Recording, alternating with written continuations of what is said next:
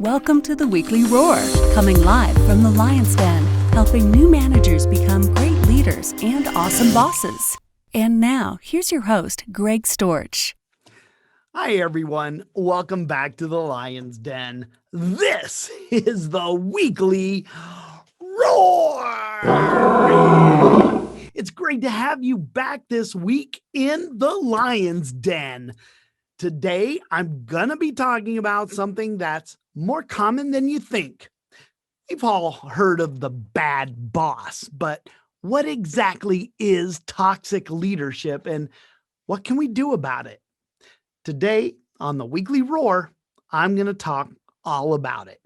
But before we jump into that, allow me to introduce myself. I'm Greg Storch, owner of Lion Enterprise, host of the Weekly Roar, and the founder of a worldwide bartered coaching program called The Helping Hand.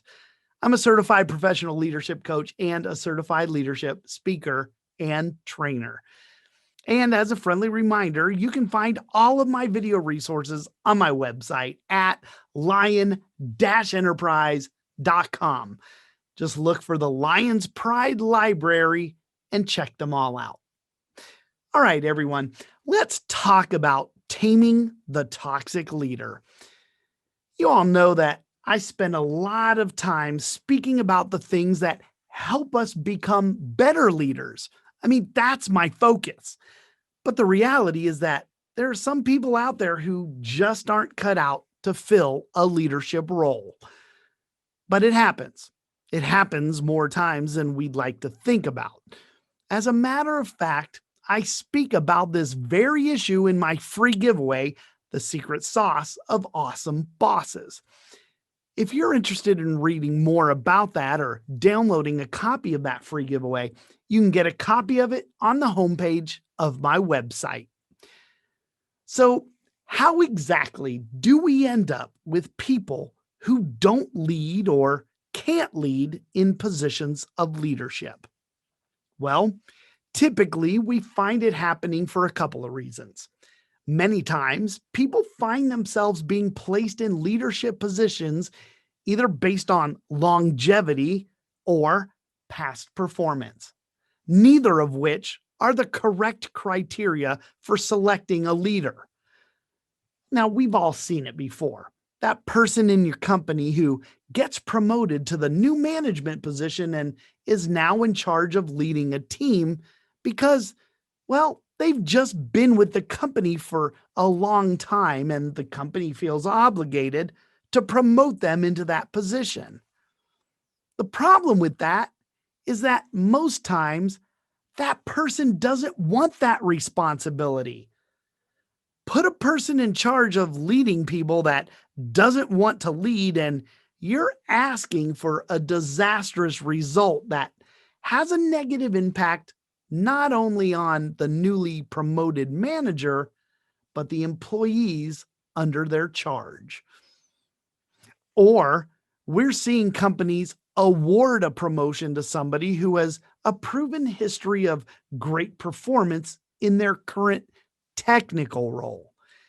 Not only do they probably not want the responsibility of leading other people, but proven past performance in a technical role does not automatically equate to being a successful leader. Although a proven track record helps establish our credibility in leadership, it doesn't guarantee that we'll meet the same success in leadership performance as we did in our technical performance. So today, I wanted to take a look at leadership from a different perspective to get a fresh look at what the traits are of what I consider to be a bad leader. Now, before I get started, I'm just going to premise this by saying that there is no one good way to be a great leader. But I can tell you that I know for sure there are many standout traits, many indicators that a lot of ineffective leaders share. Now, these traits not only negatively impact the performance of the leader, but will most definitely have a negative impact on their teams. Let me run down a list I compiled of the traits that I think are counter to good leadership and create cultures of toxic leadership. First and foremost, toxic leaders don't have empathy for other people, even the ones who follow them. Now, I'm sure that you all have heard the uptick in the term EQ, or emotional quotient, or people talking about a person's emotional intelligence, right? Well, toxic leaders typically can't connect emotionally with those around them.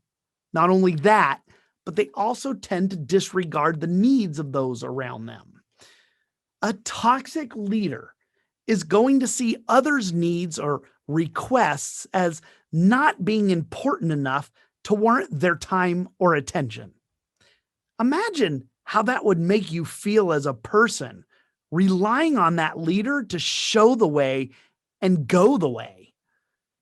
Now, remember, empathy and sympathy are two different things.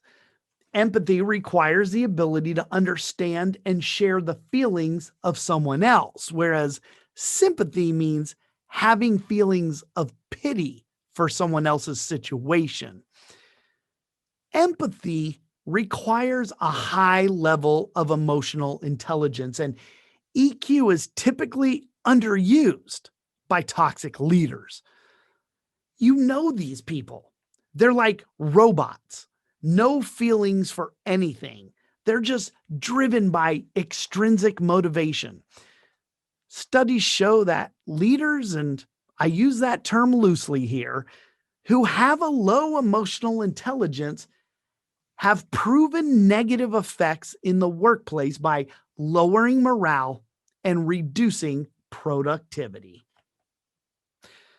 Toxic leaders contribute largely to high attrition rates because when they have low EQ, their followers' commitment to them and the company begin to wane. Here's some stats for you. 12% of people experiencing a toxic leader resign due to the leader's behavior, and 63% waste time trying to avoid the toxic leader. No wonder productivity and morale take a hit. Strong leaders take responsibility for their actions, and they'll defend those around them. Toxic leaders do the exact opposite. So the second thing is that a toxic leader, they like to play the blame game. They point the finger at other people and even dodge their responsibilities just to save face. Great leaders don't pass the buck like that. As President Harry Truman, who kept a sign on his desk in the Oval Office that said, "The buck stops here." Now, at that time, the phrase referred to his notion that when he made decisions as the president, he had to accept responsibility for them. He couldn't pass the blame for bad decisions onto others and then take credit for all the good decisions for himself. If you're a leader, not passing the buck means that you're not only willing to take responsibility for your own decisions and actions, but you're also willing to assume responsibility for the decisions and actions of the people who report to you. Great leaders give others the credit when things go well, and they take the blame when things don't go well. Ironically, Truman also came up with another popular expression, and that was, if you can't stand the heat, you better get out of the kitchen. Well, once someone accepts the responsibility to lead others, they have to be prepared to deal with all of the issues and challenges, all of the problems that come up with that kind of territory. They can't choose to deal with just the easy stuff all the time. Anyone can do that. You should know this going into a position so that you shouldn't complain when it gets too tough. That's good advice for anyone in a leadership position today. It seems obvious that some leaders assume responsibility for the actions of their followers. The buck stops with them, while other leaders are passing the buck so fast on their responsibilities, it looks like they're playing a game of hot potato. Just remember this: toxic leaders deflect responsibility and find someone else to blame for their failures. They don't accept responsibility. When you're the one taking the heat for something that isn't yours to own, not only would you find it hard to respect the person shirking their responsibilities, but also find it hard to follow them. Now, this third one is super important because you know that one of the greatest qualities of a good leader is their ability to actively listen, right? Well, toxic leaders aren't good listeners. I just mentioned that a good leader needs to be empathetic. And to be able to do that, they have to be able to listen to what others are saying. I talk about active listening, and I'm simply referring to our ability to focus on the other person so we can really hear what's being said, not getting distracted or looking away, making eye contact and hearing what is actually coming out of their mouths. That's what gives us the ability to respond accordingly. Toxic leaders are only going to focus on the ideas that back up their own perspective. They're going to disregard the opinions that are different from their own, and they're not going to engage when the person they disagree with is speaking. They avoid having open discussions with those around them, and they're going to instead revert to their own opinion when making their decisions. Can you imagine how deflating that could be for a team member who's just full of new ideas? It's kind of like that dog that just keeps getting beat. You do it long enough and they'll just run away and cower in the corner. One of the most important skills for any leader is listening. It demonstrates respect, concern, empathy, compassion, curiosity, trust. It can even show loyalty. All of those things, all of them that I just named, are qualities of a great leader. Yet, listening is one of the most consistently lowest rated behaviors on 360 feedback assessments for leaders. It's a leadership disease. I call it poor listener syndrome, PLS. And it leads to toxic leadership. If you or someone you know is dealing with a leader who has poor listening skills, then they're dealing with a potentially toxic leader. All right, let's keep going. I'm on a roll here. So, toxic leaders are also inconsistent. Now, here's the thing. When a leader's inconsistent, their people wait to act. They have to wait and see what's going to be asked of them before they take action. Even if they're pretty sure about what action they should be taking, they'll hesitate and create delays, and then delays create risks. They also increase costs and a whole bunch of other inconveniences. It's just a snowball effect. Good leaders not only walk the walk, but they talk the talk and inspire others to do the same thing. But toxic leaders are inconsistent in their behavior, and that leads to the loss of trust and their ability to lead. Without that, you can't be a leader. How do you know how to spot that toxic, inconsistent leader in the wild? Well, they look a little like this. They speak about sense of urgency to you, but They're the ones who are always showing up late to the meetings all the time. They're also emphasizing communication, but you can never get a reply from them in a timely manner, whether that's in person or even through email. They talk about how others have to develop themselves, but you know what? They don't even have their own growth plan. The inconsistency in what a toxic leader says and actually does creates a huge gap in consistency. It's a big divide in their leadership, and that divide is where credibility and morale fall and plunge to their death. Have you ever seen a leader or a manager who ignores one employee's tardiness to that important Friday afternoon meeting while another one gets reprimanded for the same behavior? What about this one? When a high performing team member gets exempt from things that everyone else has to do. These are the little things that are going to increase conflict and decrease motivation.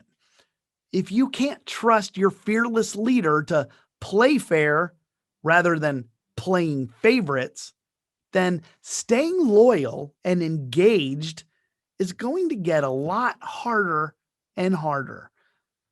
This is the effect of a toxic leader.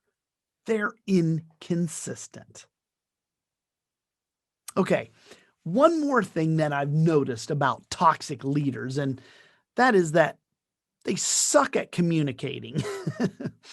A guy by the name of James Hume said that the art of communication is the language of leadership. Now, I think that quote perfectly describes one of the most crucial traits of a good leader. That's the ability to communicate. Good communication skills help leaders better understand others, and it also enables them to build trust and respect among their followers. Strong, effective communication skills are also essential to inspiring others and motivating them to achieve their full potential. Now, the toxic leader's inability to communicate well results in chaos. Their poor communication skills lead to poor relationships, and that can even start to create resentment. While all the other traits I just mentioned are certainly indicative of a toxic leader, this one could be the most important one to avoid when it comes to separating an exceptional leader from a toxic one. Poor communication between a leader and the followers can produce some serious long term consequences that will wreak havoc on not only the organization, but it can also destroy our leadership potential. Poor communication skills will keep us from reaching our full potential as a leader. It'll alienate those around us and it'll put a lid on our performance. If you really want to develop yourself as a leader, then it's vital that you cultivate your communication skills. The toxic leader is going to typically fail to inform others of decisions that are being made. They don't clarify important things with people, and then they're surprised when others don't understand or don't know what's coming up. The key to becoming a good leader has always been being skilled in communication. So there you have it. There are a few traits that toxic leaders tend to always display. If you've ever worked in a toxic environment, then you've probably seen some of those before. Toxic leaders don't have the ability to be empathetic. They lack the emotional intelligence to do that. Toxic leaders don't accept responsibility. And worse, they try to fix the blame for their failures on others. Remember, the buck stops with the leader. Toxic leaders are poor listeners. They only focus on their own perspective. They avoid having open discussions with others around them, and they tend to rely on their own opinions when making their decisions. Toxic leaders are inconsistent. They remind me of Forrest Gump's box of chocolates. You just never know what you're going to get. And finally, toxic leaders suck at communication. Their inability to communicate effectively creates a lack of trust. And trust, my friends, is the cornerstone upon which our leadership is built. I've had to deal with a toxic leader myself, and at first I wasn't sure what to do. But the more I thought about it, the more I realized that I couldn't be responsible for their actions. I had to make sure that I was being responsible for my own. And once I understood that, things started to change for me. So that's why I wanted to speak today on toxic leadership, so we could all have a higher level of awareness when we see it and to know what to avoid with our own leadership. So I hope you found that helpful. Okay, you guys, that does it for me today. Thank you all for supporting me and, of course, joining me today in the Lion's Den. Now, if you want to keep running to the roar, then join me again next week. All you have to do is just come on back to the Lion's Den next Wednesday at 11 a.m. Eastern Time. Thanks for supporting me and watching the Weekly Roar today. I appreciate you. Now, until we meet again next Wednesday, remember, be powerful, but stay poised just like a lion. Bye, everybody. Thanks for watching the Weekly Roar live event at lionenterprise.com. If you enjoyed this video, please tell others to join us each week here in the Lion's Den. Thanks again, and see you next week.